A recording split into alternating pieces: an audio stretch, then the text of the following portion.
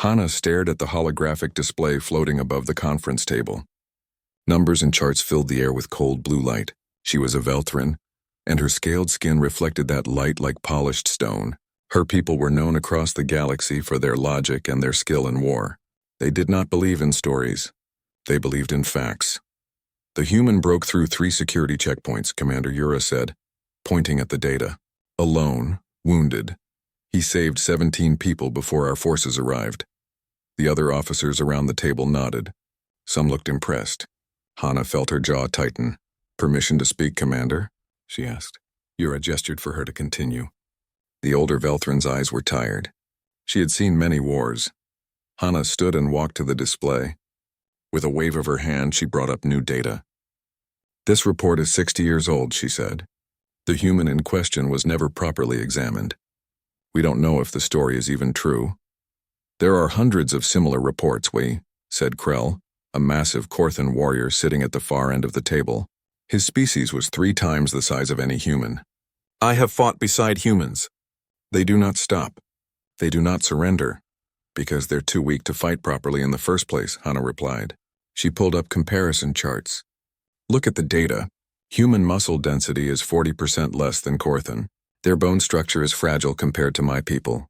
They have no natural weapons. No armor, no venom. They can't even see in the dark without technology." She turned to face the room. "Their only advantage is that they breed quickly and spread everywhere. They're survivors, yes, but they're not warriors. They're average. The legends about them are just that. Legends. Stories, not facts." The room went quiet. Commander Yura leaned back in her chair. "You don't believe any of it?" "I believe in data, Commander," Hana said.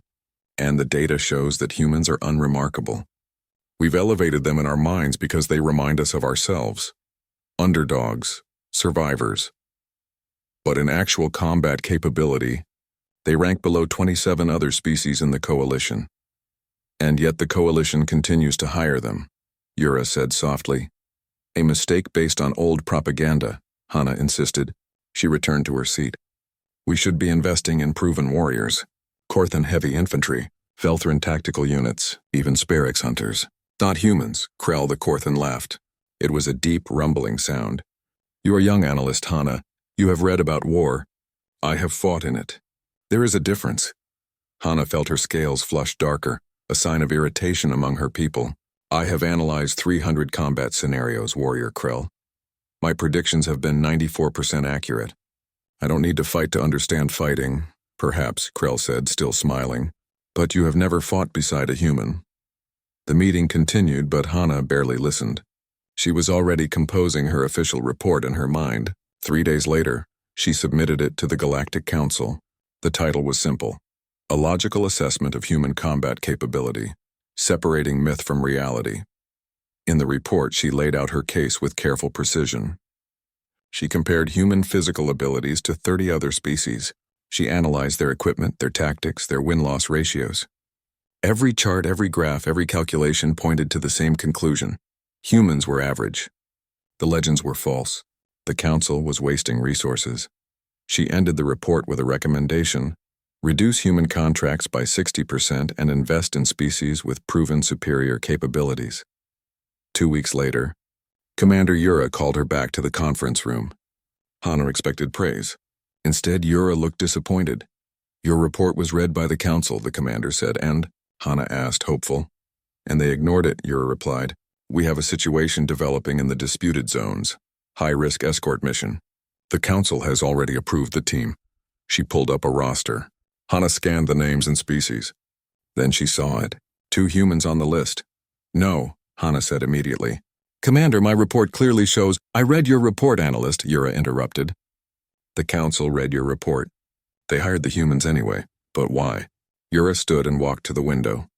Outside, ships moved through space like slow fish in a vast ocean. "Because sometimes, Hana, experience matters more than data.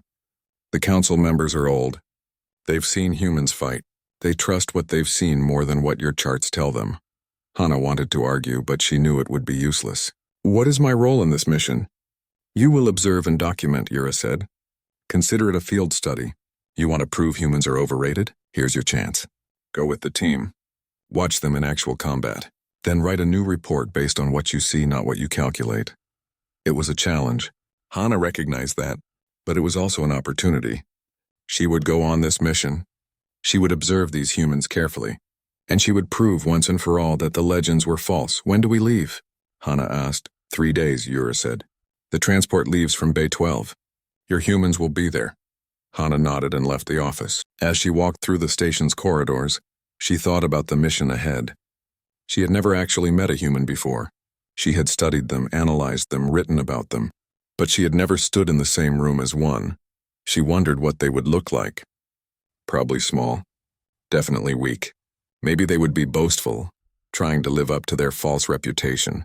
Or maybe they would be quiet, knowing deep down that they didn't belong among real warriors. Either way, Hana was ready. She had her recording equipment. She had her analytical tools. She had her sharp mind and her detailed knowledge of combat theory. In 3 days, she would meet these legendary human warriors. And in 3 days, she would begin gathering the evidence that would finally put the myths to rest. The truth, Hana believed, was always found in data. And data did not lie. She had no way of knowing how wrong she was. The transport ship was called the Horizon's Edge, and it smelled like recycled air and engine oil.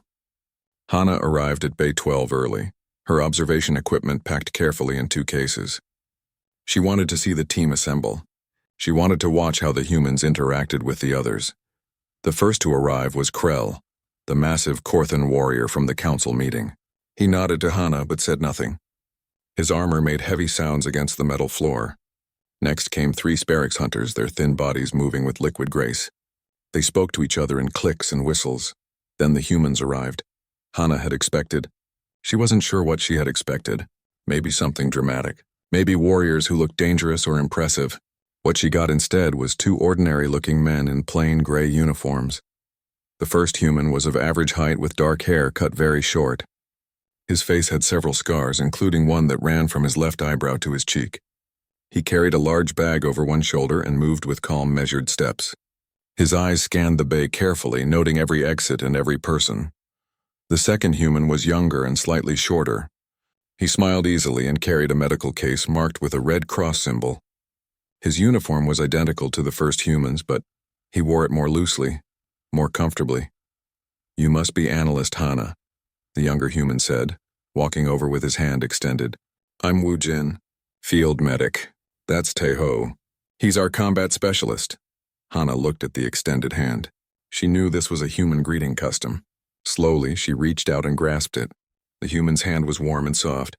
No claws, no scales, just skin. I am Hana, she said. I am here to observe. Observe away, Wu Jin said cheerfully. We've got nothing to hide. Taeho approached but didn't offer his hand. He simply nodded once. Analyst, he said. His voice was quiet but clear. Warrior, Hana replied, though she felt strange using the title. Taeho's mouth moved slightly. It might have been a smile. Just Taeho is fine. The rest of the team arrived over the next hour. There were 12 members in total, representing 6 different species. The team leader was a Veltran like Hana, a veteran soldier named Commander Jiwan. She was older than Hana with scars across her scales and a missing finger on her left hand. We leave in 30 minutes, Jiwan announced. Standard escort mission. We're taking 3 diplomats to the Sigma-7 colony for peace negotiations. The area is contested territory. Expect trouble. The team began loading onto the ship. Hana watched Taeho carefully. He checked his weapons 3 times. He tested his armor seals. He filled several water containers and attached them to his belt. He moved methodically like he was following a checklist in his mind. He's very careful, Hana noted, speaking into her recording device. Possibly because humans are fragile and he knows it.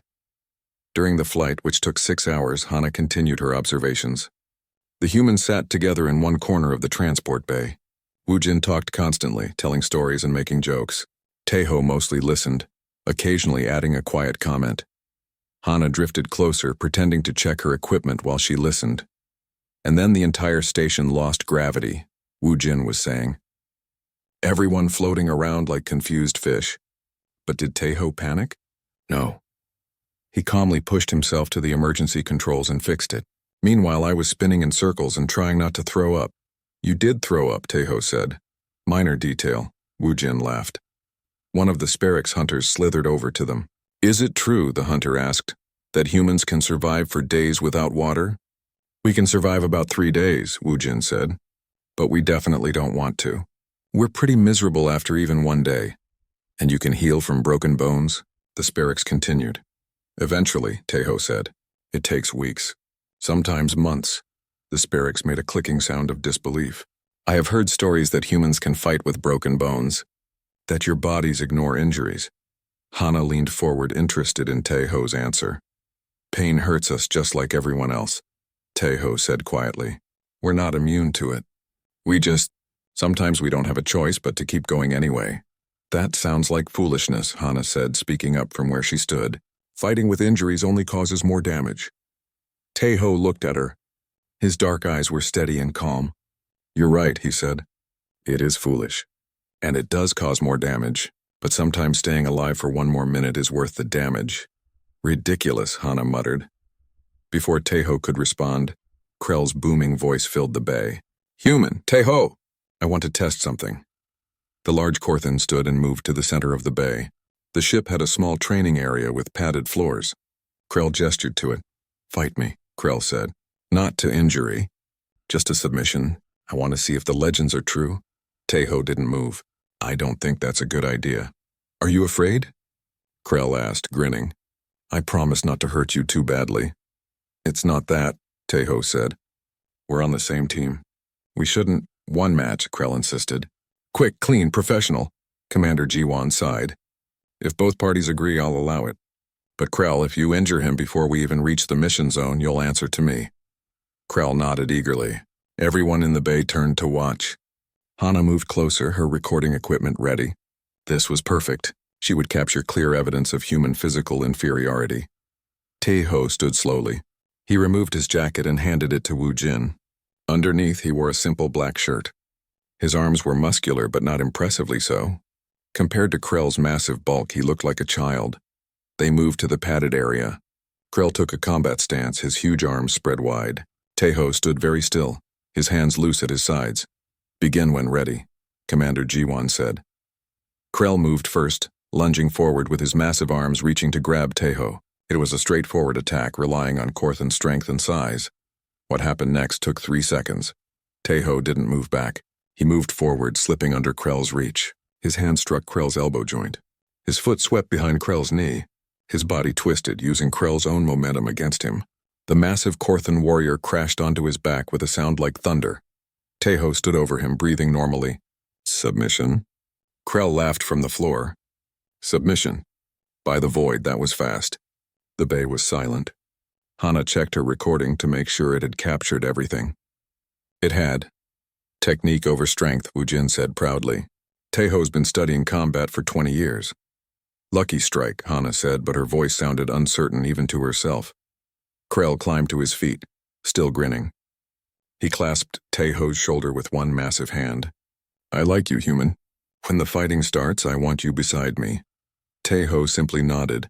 The rest of the flight was quieter. Hana reviewed her footage again and again. It was just technique, she told herself. Clever fighting. It didn't prove anything about human toughness or endurance, but she noticed something else. Some of the veteran soldiers on the team, the ones who had fought in real wars, watched Teho with a different expression now. Not fear, not admiration exactly. Something else. Something like recognition. Approaching Sigma 7, the pilot announced. "Landing in 20 minutes. Hana felt her pulse quicken. Soon they would be in actual danger. Soon she would see how these humans performed in real combat. Soon she would prove she was right. Sigma 7 was a dead world that didn't know it yet. The colony had been beautiful once, with tall buildings and green gardens. Now it was a ghost, abandoned by most citizens when the war came close. Empty windows stared like blind eyes. Streets were cracked and overgrown with weeds. The transport landed in what used to be a public plaza. The 3 diplomats they were escorting looked nervous. 2 were Velthrin like Hana, and 1 was a tall, thin Sparix. They wore formal robes instead of armor. They were not fighters. "Standard formation," Commander Jiwan ordered. "Heavy units on the perimeter. Scouts ahead. Humans, you're mid-formation with me and the diplomats." Hana noticed how Jiwan positioned the team. The humans weren't given the most dangerous positions. They weren't put on point or rear guard. They were protected in the middle. She filed this observation away. Even Commander Jiwon, a veteran, didn't truly trust human combat ability. They moved through the city streets in careful formation. Taeho walked just ahead of the diplomats, his weapon held ready but pointed down. Woojin walked beside Hana, his medical bag bouncing against his hip. "First time in a war zone?" Woojin asked her quietly. "I have trained extensively," Hana replied, keeping her eyes on her scanner. The device showed the surrounding area in wireframe blue. "No movement yet. That's not what I asked," Woojin said gently. Hana didn't answer. She didn't need to explain herself to a human. The meeting location was a government building 2 kilometers from their landing zone. The first kilometer passed without incident. Birds chirped in the abandoned buildings. Wind moved through broken windows. It was almost peaceful. Hana observed Taeho constantly. He moved with the same methodical care he'd shown on the ship. He drank water every 15 minutes. He checked his weapon repeatedly. His eyes never stopped scanning. "Subject continues to display excessive caution," Hana whispered into her recorder. "Possibly anxiety-driven behavior, consistent with species that knows it is physically vulnerable." They were halfway to their destination when everything changed. Hana's scanner exploded with movement signatures. Dozens of them. "All around them. Contact," one of the Sparrow scouts shouted. Then the shooting started. The first volley came from the buildings on both sides of the street. Energy bolts and projectile rounds filled the air with light and sound. One of the Sparrow scouts went down immediately. A hole burned through his chest. The other scouts scattered for cover. "Krill Raiders," Commander G1 shouted. "Defensive formation. Protect the diplomats!" The Krill were insectoid creatures, each about the size of a large dog but with 6 legs and mandibles that could tear through armor. They moved in swarms, fast and vicious. Hana had read about them but never seen them. Now she saw dozens. Then hundreds. The team formed a circle around the diplomats. Krell and the other heavy warriors took the outer positions, using their bodies as shields. The humans stayed in the middle circle, weapons firing in controlled bursts. Hana crouched behind an abandoned vehicle, her scanner showing the terrible truth. More signatures kept appearing. "The Krill were coming from everywhere. We need to fall back," someone shouted. "Negative," G1 responded. "We can't leave the diplomats exposed." "Hold position!" But the position couldn't hold. Hana knew it. Her analytical mind calculated the odds automatically. 12 defenders against more than 200 attackers. The math was simple and cruel. They were going to die here. A Krill broke through the defensive line. It was fast, too fast. It went straight for one of the Velthran diplomats. Hana watched it happen in slow motion, her body frozen with fear. Taeho moved faster. He dropped his rifle and pulled a sidearm in one smooth motion. 3 shots, each one precise. The Krill dropped dead 2 meters from the diplomat. "Stay down," Taeho commanded, his voice sharp and clear despite the chaos.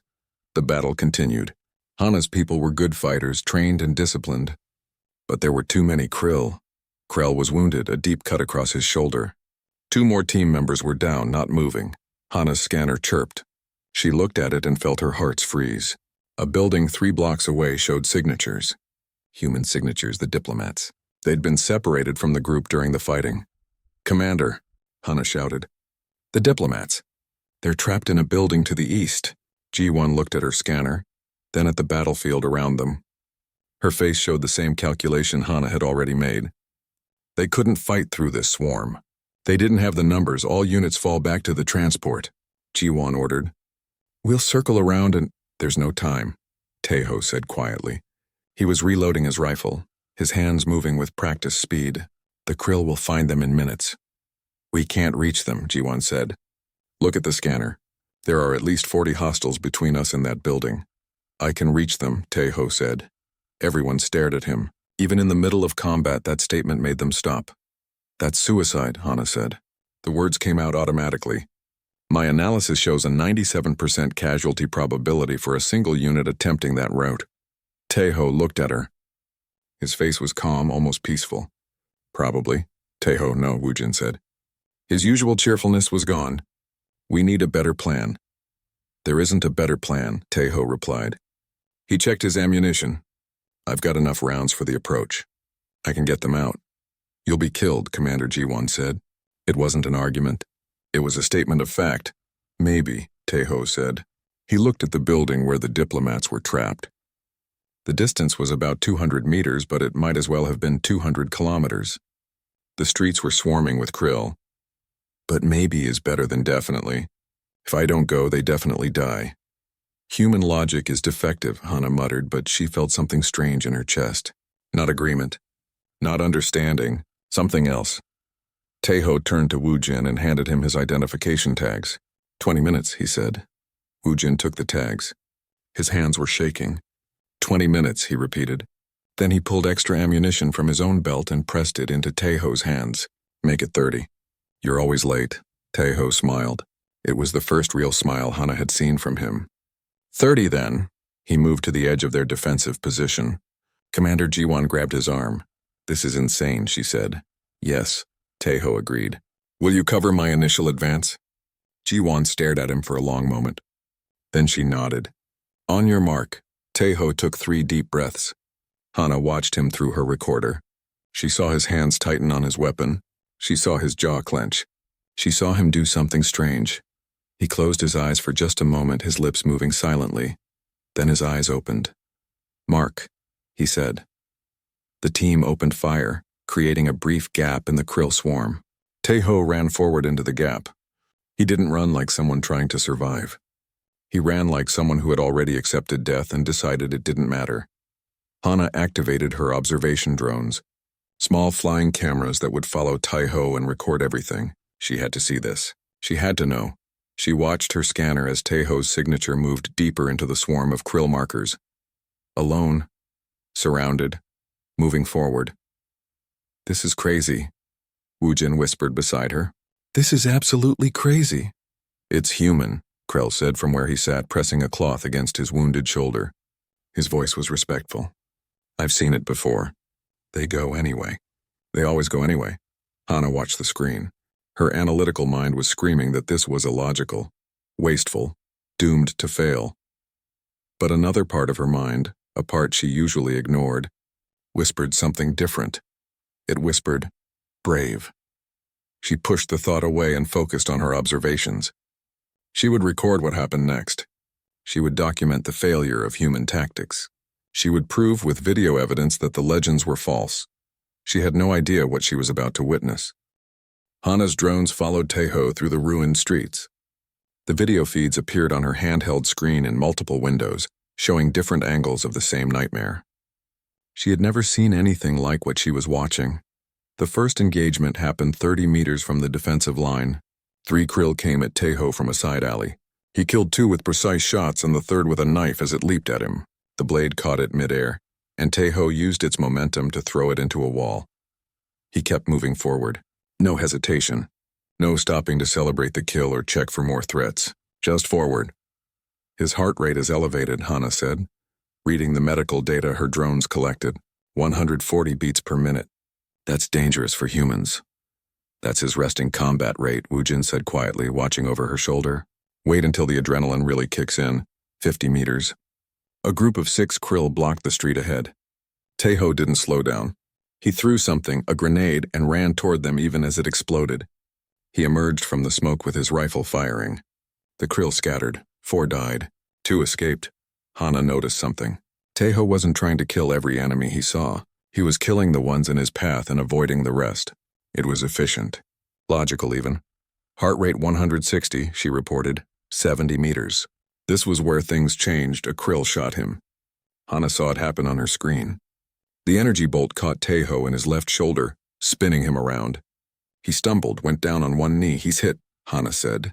The mission has failed. But Taeho didn't stay down. He stood back up. His left arm hung strangely, clearly injured.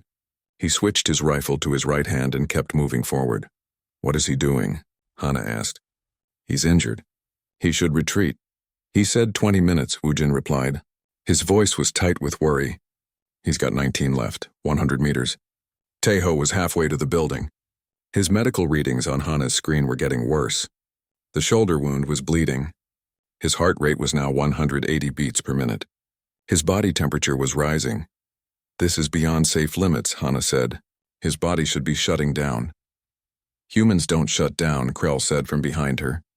The big Korthan had moved closer to watch the screens. Not until they're dead. Sometimes not even then. A krill jumped from a window above Teho. It landed on his back, mandibles reaching for his neck. Hana saw Teho twist, throwing himself backward into a wall. The impact crushed the krill against the concrete. It fell away dead, but the impact had cost him. Hana's medical sensors showed new damage.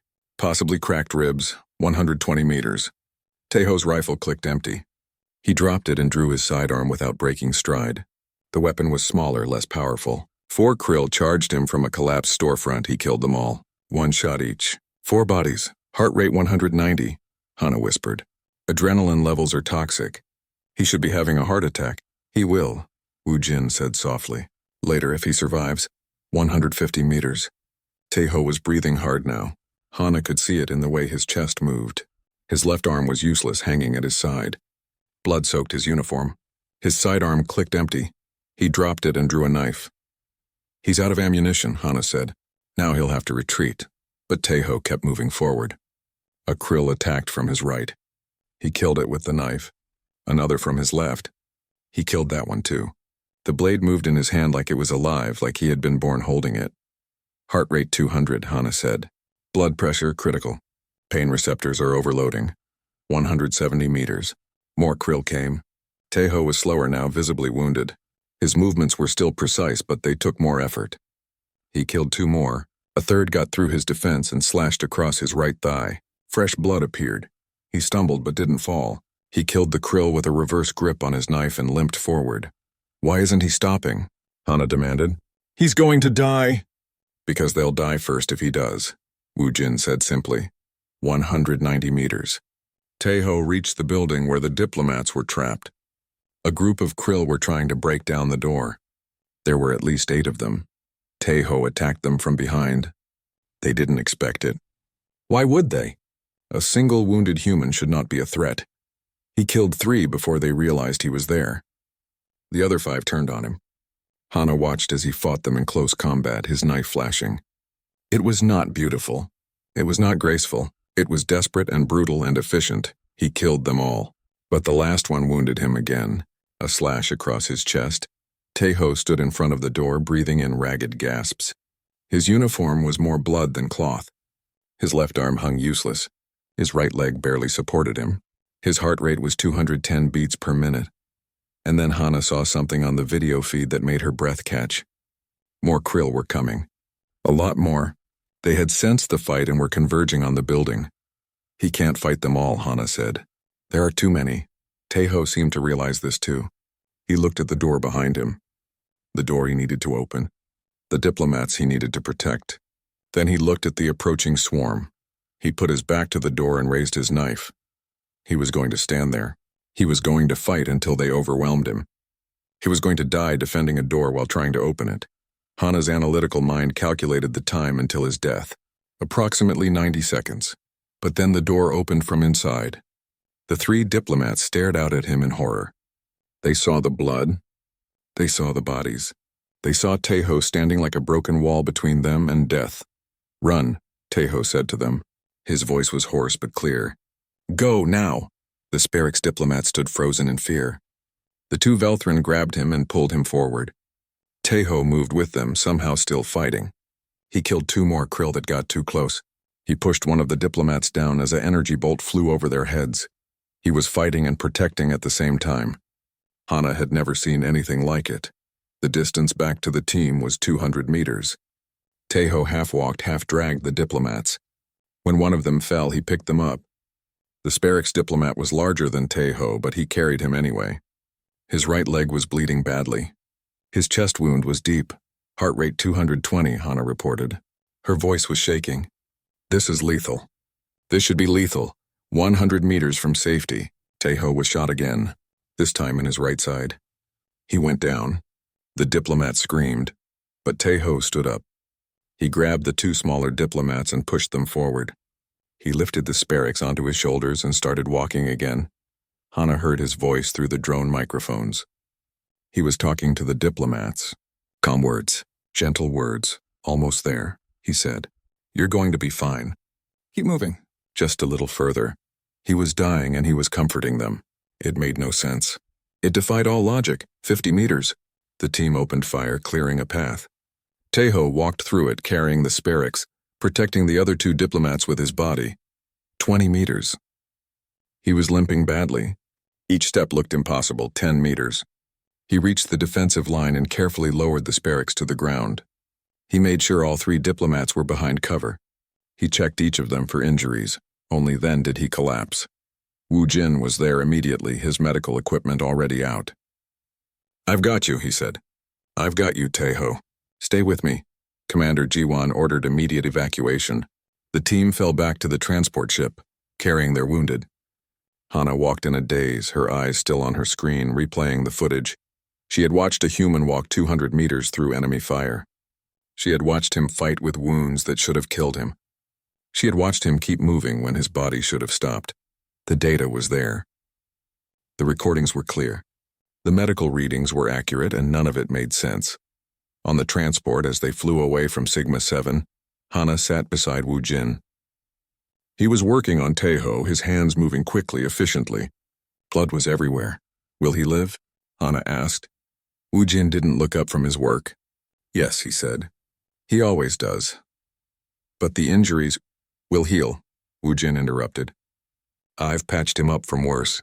3 times, actually." Hana looked at Tejo's unconscious face. It looked peaceful, almost calm. "I don't understand," she whispered. Wu Jin finally looked at her. His eyes were tired but kind. "No," he said gently. "You don't, but maybe you're starting to." Hana spent 3 days reviewing the footage. She watched it in normal speed, then slow motion, then frame by frame. She studied every movement, every decision, every impossible moment. Her quarters were dark except for the blue glow of her screens. The medical data was clear. Tejo's body had exceeded every safe limit known to Velthran science. His heart rate had reached levels that should have caused cardiac failure. His blood loss should have led to unconsciousness within minutes. His pain receptors had fired so intensely that they should have shut down his nervous system. But he had kept moving.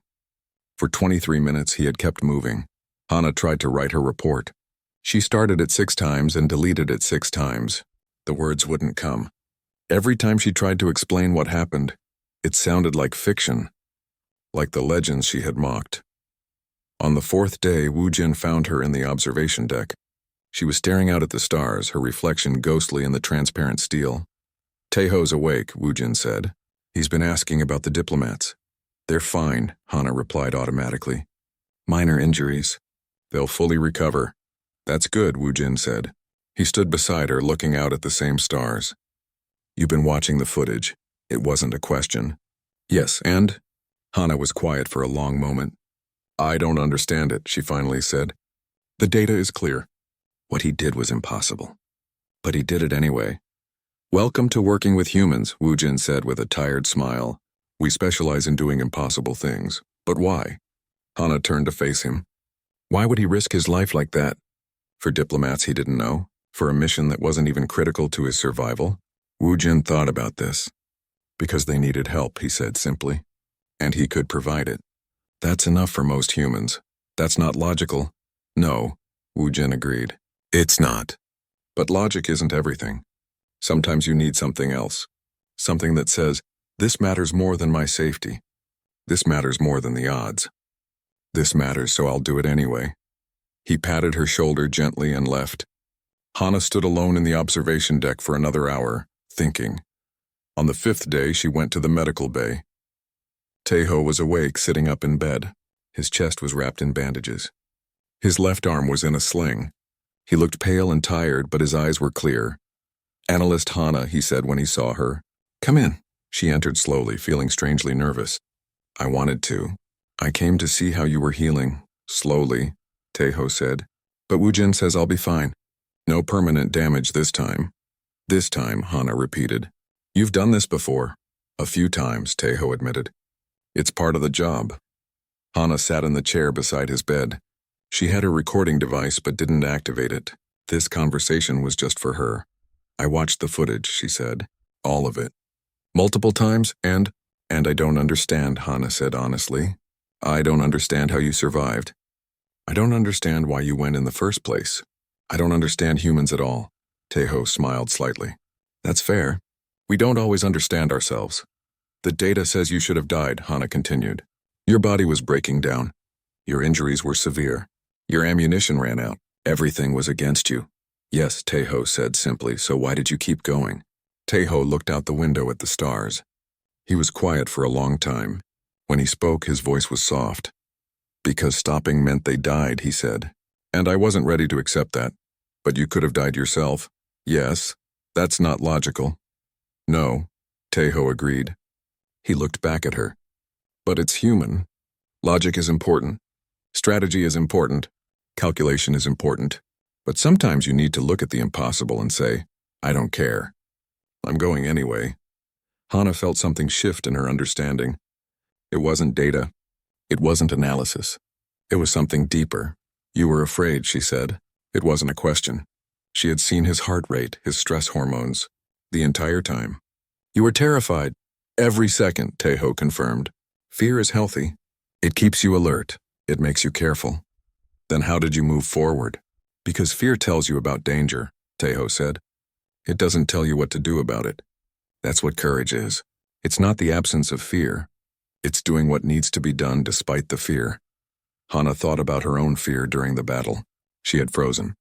She had calculated odds and probabilities instead of acting. She had been logical, and Taeho had saved 3 lives while she watched. Before you went, Hana said, I calculated your chances. 97% probability of death. Sounds about right, Taeho said, but you went anyway. Yes. Why? Taeho shifted in his bed, wincing slightly. My people have a saying, the only way to guarantee failure is to never try. 3% is small, but it's not 0. And those diplomats deserved better than 0. Hana was quiet. She thought about her report, sitting unfinished in her quarters. She thought about all the data she had collected. She thought about the legends she had mocked. I was wrong, she said finally. The words were hard to say. About humans. About you. I thought the legends were exaggerations. Stories to make your species seem more impressive. And now I think the legends don't tell enough, Hana said. They talk about human warriors who don't surrender, who fight through impossible odds, who refuse to give up, but they don't explain why. Why do you think we do it? Taeho asked. Hana considered carefully. Because you're stubborn, she said. Because you refuse to accept what logic tells you. Because you look at impossible odds and see possibility instead. That's part of it, Taeho agreed. But there's more. Hana continued. You do it because you care. Because you believe that trying matters even if you fail. Because saving one life is worth risking your own. Taeho smiled. Now you're starting to understand. I'm trying, Hana said. But I'm Velthrin. We're not built like you. We follow logic and strategy. And that's valuable, Taeho said. The galaxy needs logical thinkers. It needs strategists and analysts. It needs people like you who calculate the odds and plan carefully. But it also needs people who sometimes ignore the odds and do the impossible thing anyway. You're not superior to us, Hana said. It was important to say this. Your species isn't stronger or faster or tougher. No, Taeho agreed easily. We're not. You're just stubborn, Taeho finished. Persistent. Too dumb to know when we're beaten. Pick your favorite description. Hana surprised herself by laughing. It was a short laugh, almost a bark, but it felt good. All of those, she said. She stood to leave, then paused. Taeho, thank you. For what? For showing me that data isn't everything, Hana said. For teaching me that sometimes the most important things can't be measured or calculated. You're welcome, Taeho said. And Hana, for what it's worth, your analysis wasn't wrong. I probably should have died. I got lucky. Luck had nothing to do with it, Hana said firmly. What you did was skill and determination and courage. Don't diminish it. Taeho looked surprised. Then he nodded slowly. Thank you, analyst. Hana returned to her quarters and finally finished her report. It was different from what she had planned to write. Very different. She titled it, A Revised Assessment of Human Combat Capability, Understanding Will Over Statistics. In the report, she included all her data. The medical readings, the tactical analysis, the probability calculations, everything that showed human physical inferiority. But then she added her conclusions. And those conclusions were not what she had expected to write. Human warriors are not superior in any measurable physical capacity, she wrote. They are weaker than Korthan, slower than Sparix, less armored than Velthrin. By every objective metric, they should be ineffective combatants. However, I have updated my assessment based on field observation. Humans possess a quality that cannot be measured in laboratory settings or calculated in strategic models. They possess the ability to continue when logic says they should stop. They fight not because they are strong, but because they refuse to accept defeat. This is not a physical advantage. It is a psychological one. But in combat, psychology often matters more than physiology. My previous recommendation to reduce human contracts was based on incomplete data. I was measuring the wrong variables. I was looking at strength when I should have been looking at will. New recommendation: when a human warrior tells you they will complete a mission, believe them.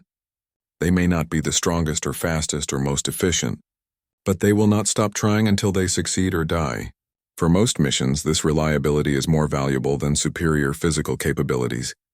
She marked the file with a new designation: Priority Recruitment, Humanity. Then she added one final note, just for herself. Some legends are true, and some truths are more impossible than any legend. 3 weeks later, Hana was back at the council station. Commander Yura called her to the same conference room where this had all started. "I read your report," Yura said. "All of it. And?" Hana asked. Yura's scales shifted to show amusement. "And I believe you learned something valuable." "I learned that I was arrogant," Hana said. "I learned that data without context is meaningless. I learned that some things can only be understood by witnessing them." "Good lessons," Yura said. "The council was impressed with your work. They want you to do more field studies with other species." Hana nodded. "I would like that. But Commander, I have a request. Yes? If there are any missions that require a human warrior,